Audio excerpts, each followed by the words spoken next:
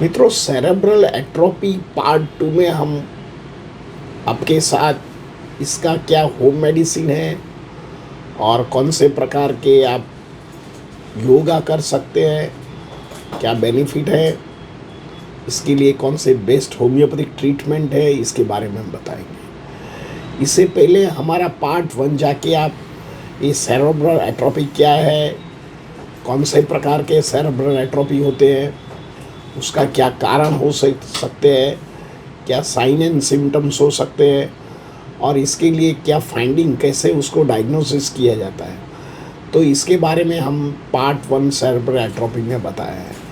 तो आप ज़रूर इसके लिए संज्ञान ले सकते हैं। मित्रों, पार्ट 2 में हम उसके मैनेजमेंट और उसका जो डाइटिंग प्रोग्राम्स है और उसका alternative medicine and homeopathic treatment क्या है, इसके बारे में बताएंगे।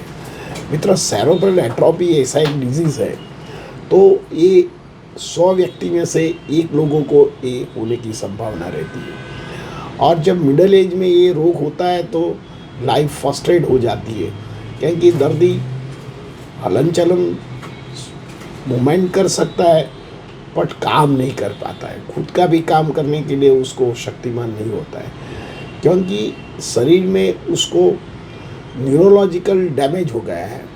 तो पर जो शुरुआत के जो लक्षण मिलते हैं और आप जो डाइट में, एक्सरसाइज में और जो हम बताने वाले हैं, ये सब कुछ आप ध्यान करते हैं और आप दवा लेते हैं, तो कई हद तक ये जो सेरेब्रल एट्रोपी प्राइमरी होता है तो ये रिवाइव होता है। पर सेकेंडरी एंड थर्ड ग्रेड जो सेरेब्रल एट्रोपी है, वेस्टिबुलर एट्रोपी हो या स्पाइनल एट्रोपी हो, ये रिवाइव करना मुश्किल है। तो इसके लिए आपको लंबे टाइम तक हमारा या कोई भी होम्योपैथिक एमडी पढ़ा हुआ हो ऐसे डॉक्टर के अंडर में आपको ट्रीटमेंट लेना चाहिए। ये रोग ऐसा है कि आप सेल्फ ट्रीट नहीं कर सकते, क्योंकि ये रोग में कई बार सिम्टम बढ़ जाता है, तो दर्दी को एप्लीकेशन ऑफ मेडिसिन का प्रॉपर नॉलेज नहीं होता है, तो ये रोग आप स्पॉइल कर सकते हैं और दर्दी के साथ खराब भी हो सकता है।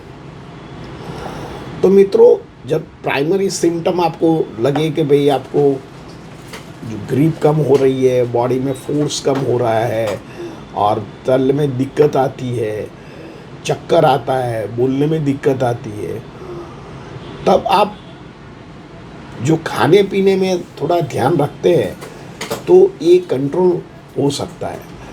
तो सबसे पहले आप ओमेगा 3 फैटी एसिड जो फूड होते हैं, जैसे वॉलनट है, जैसे पिस्ता है, अखरोट वॉलनट को बोलते हैं, या आप सूखे फल ले सकते हैं, जो मूंग होती है, नट्स होते हैं, बादाम ले सकते हैं, काजू ले सकते हैं। कई बार ऐसे वेजिटेबल भी है, जैसे ब्रोकली में विटामिन ई ज़्यादा होता है, तो विटामिन ई फूड ज़्यादा ले सकते हैं। नॉन वेज है तो आप फिश ऑयल मिलता है या आप फिश का भी सेवन कर सकते हैं।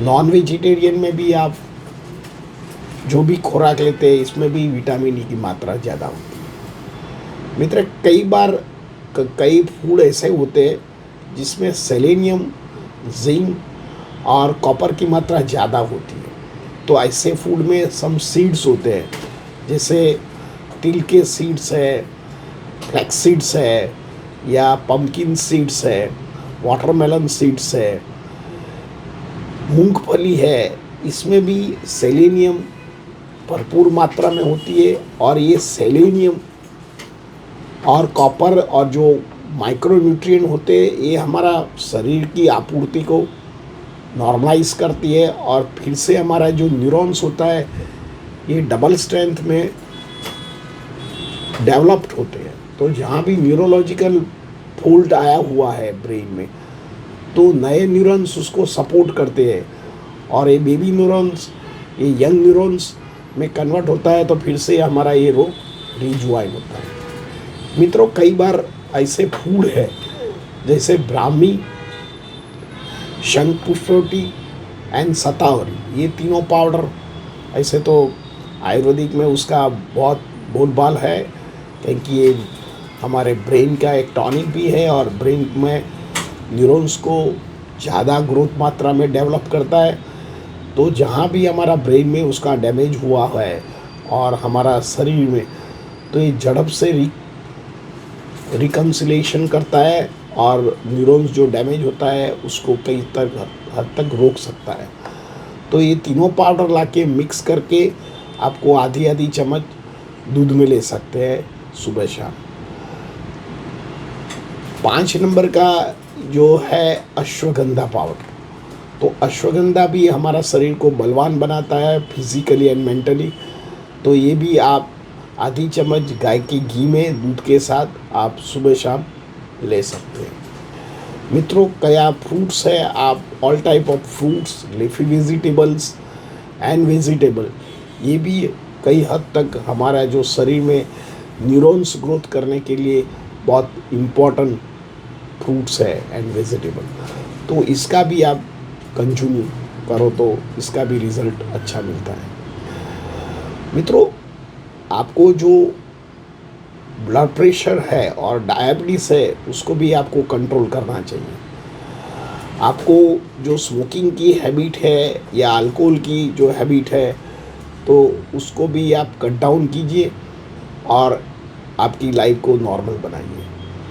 मित्रों, lack of exercise and overweighting and obese person है, उसको भी यही प्रॉब्लम होने की संभावना रहती है। तो आप धीरे धीरे आप थोड़ा डाइट में चेंजेस कीजिए और एक्सरसाइज कीजिए, तो भी ये न्यूरॉन्स जो शरीर में डैमेज होता है तो कई हद तक वो कंट्रोल कर सकता है और अच्छा भी कर सकता है। मित्रों, स्लीप वेल प्रॉपरली आप स्लीप लेते हैं तो स्लीप से भी आपके न्यूरॉन्स अच्छी तरह बनता है और शरीर में जो भी तकलीफ हुआ है उसको ये रिपेयर करता है। क्योंकि स्लीप ऐसे कंडीशन होता है कि जब 8 से 9 घंटे की जो स्लीप लेते हैं उस टाइम हमारा शरीर शिथिल लेता है, तो ब्रेन में और शरीर को खुद को रिपेयर करने के लिए टाइम मिलता है। तो प्रॉपर स्लीप भी एक मेडिसिन है। मित्रों, आप पानी नहीं पीते तो कई बार हमारा शरीर में पानी की उपरती रहती है, तो डिहाइड्रेट शरीर हो जाता है। तो इसके ज़रिए भी शरीर में, स्किन में, न्यूरॉन्स में या हमारे बोन स्ट्रक्चर में, मसल्स में एट्रोफी आने की संभावना रहती है। तो ऐसी कंडीशन में आप दिन भर अच्छी तरह और अच्छा पानी पीजिए, बैलेंस डाइट लीजिए, तो भी धीरे धीरे आपका जो न्यूरल स्ट्रक्चर में डैमेज हुआ है ये रिपेयर हो सकता है। मित्रों, इसमें मेडिटेशन बहुत इम्पोर्टेंट काम करता है। कई बार हमारे पास में कोई ट्रोमा हो या कोई एंग्जाइटी हो, तो इसका जो शरीर पर और हमारे न्यूरॉन्स पर डैमेज होता है, तो आप मेडिटेशन कीजिए। मेडिटेशन आप सुबह में उठ के 20 मिनट 25 मिनट, आपकी जितनी एज है इतनी मिनट्स आप मेडिटेशन करते हैं, तो आपका शरीर में, ब्रेन में ऑक्सीजन की मात्रा बढ़ती है और कहीं भी आपका शरीर में इन्फ्लेमेटरी मार्कर होता है, ये मेडिटेशन करने से उसकी जो आपूर्ति होती है ऑक्सीजन एंड जो डाइट की, जो हमारा शरीर में इम्बैलेंस हुआ है, तो उसको रिपेयर करता है, कुदरती रिपेयर होता है। तो ये मेडिटेशन इज़ ऑल्सो इम्पोर्टेंट। मित्रों, कई बार हमको शरीर में ऑक्सीजन की कमी के कारण भी शरीर में डैमेज होता है, तो आपको प्राणायाम भी करना चाहिए। प्राणायाम भी हमारा शरीर को प्राण शक्ति बढ़ाता है और शरीर में 250 टाइम ऑक्सीजन लेवल बढ़ाता है। तो हर रोज़ आप 10 से 15 मिनट प्राणायाम करते हैं तो शरीर में वेर एंड टेयर होता है, इसको भी कंट्रोल कर सकता है। मित्रों, योगा में बहुत अच्छा योगा है। मैं आज योग के बारे में भी बताने वाला हूँ। इसमें 5 योग है। आप जो 5 योग शुरुआत के तबक्के में सेरेब्रल एट्रोफी वाले जो पेशेंट करते हैं प्राइमरी स्टेज में, तो कई बार आपका जो हाथ धुसता है, बोलने में दिक्कत आती है या मेमोरी लॉस हुआ हो और पार्टली आपको सेरेब्रल एट्रोफी हो, शुरुआत में कोई डॉक्टर ने आपको वार्निंग दिया हो कि भाई आपको ऐसा ऐसा है, तो मैंने बताया हुआ ये फूड तो आप ज़्यादा लीजिए, साथ में आप ये योगा कीजिए। तो सबसे फर्स्ट नंबर का योगा है सर्वांग आसन। सर्वांग आसन में आपको सीधा सो के सिर नीचे करने का है, पैर ऊंचा करने का है, आप देख सकते हैं फिगर में।